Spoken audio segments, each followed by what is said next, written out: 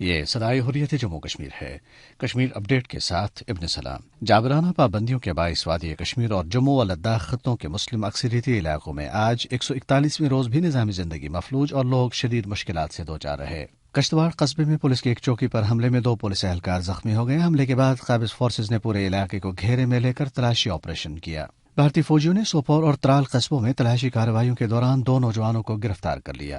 Jammu Kashmir students and youth forum نے وادی کشمیر کے مختلف علاقوں میں پوسٹروں اور بینروں کے ذریعے قوم کو بھارتی تسلط اور جبر کے ہتھ کنڈوں کے آگے استقامت کے ساتھ کھڑے اور مجسم مزاحم بنے رہنے کی تلقین کی۔ جموں میں کئی سیاسی اور سماجی تنظیموں کے نمائندوں کے ایک اجلاس جس کی صدارت حریت رہنما میر شاہد سلیم نے کی کہ شرکاء نے بھارت میں نئے قانون شہریت کی شدید مذمت کرتے ہوئے اسے مسلمانوں کو نشانہ بنانے کی ایک بڑی سازش کا حصہ قرار دیا۔ بھارتی دارالحکومت نئی دلی میں ایک سیمینار کا انعقاد کیا گیا جس میں مقبوضہ کشمیر کے نمائندوں کے علاوہ سیاسی اور سماجی کارکنوں، مصنفوں، دانشوروں اور انسانی حقوق کے کارکنوں نے بھارتی سول سوسائٹی کو محصور کشمیریوں کی تکالیف اور مسائل سے آگاہ کیا۔ بھارت میں متنازع قانون کے ذریعے شہریت سے محروم کیے جانے والے اقلیتی افراد خاص طور پر مسلمانوں کے لیے آسام اور کرناٹک سمیت مختلف ریاستوں میں حراستی کیمپ تعمیر کیے جا رہے ہیں۔ بھارت اور بین الاقوامی میڈیا کے مطابق آسام میں تقریباً 2 ملین لوگوں کے لیے گوالپاڑا اور دیگر مقامات پر ایسے 10 کیمپ تعمیر کیے جا رہے ہیں اور ہر کیمپ کا حجم 7 فٹ بال میدانوں کے برابر ہے۔ بنگلورو کے پولیس سربراہ نے کرناٹک میں ایسے کئی کیمپس تعمیر کرنے کی تصدیق بھی کر لی ہے۔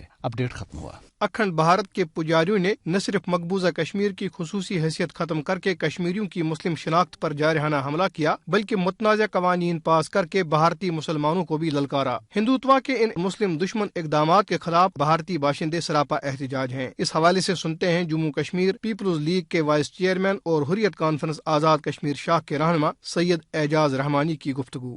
مقبوضہ کشمیر میں مودی نے 5 اگست کو محاصرہ اور لاک ڈاؤن مسلط اور 80 لاکھ کشمیریوں کو گھروں میں محصور کرنے کے بعد بھارت میں متنازع شہریت بل کے نام پر 20 کروڑ مسلمانوں کو دیوار کے ساتھ لگا دیا ہے، لیکن بھارتی مسلمانوں نے اس کالے قانون کو مسترد کر کے پورے بھارت میں احتجاج اور مظاہروں کا سلسلہ شروع کر کے پورا بھارت آگ کے شعلوں کی لپیٹ میں ہے۔ عالمی برادری پر ذمہ داری عائد ہوتی ہے کہ وہ مجرمانہ خاموشی توڑ کر مودی کے ہاتھوں مقبوضہ کشمیر سے بھارت تک مسلمانوں کی نسل کشی کے منصوبے روکے۔ اگرچہ کشمیری اور بھارتی مسلمان چانکیائی سیاست کے پیروکاروں کی مسلم دشمن پالیسیوں کے خلاف صدائے احتجاج بلند کر رہے ہیں اور دنیا کے گونگے اور بہرے ممالک کے ضمیر کو جھنجھوڑنے کی کوششوں میں مصروف ہیں، تاہم ستم ظریفی یہ ہے کہ بڑی طاقتوں نے منافقانہ طرز عمل اپناتے ہوئے تجارتی مفادات کے لیے مجرمانہ خاموشی اختیار کر رکھی ہے۔ عالمی امن کے ان نام نہاد ٹھیکیداروں کو یہ بات یاد رکھنی چاہیے کہ وہ بھی بھارتی جرائم میں شریک ہیں۔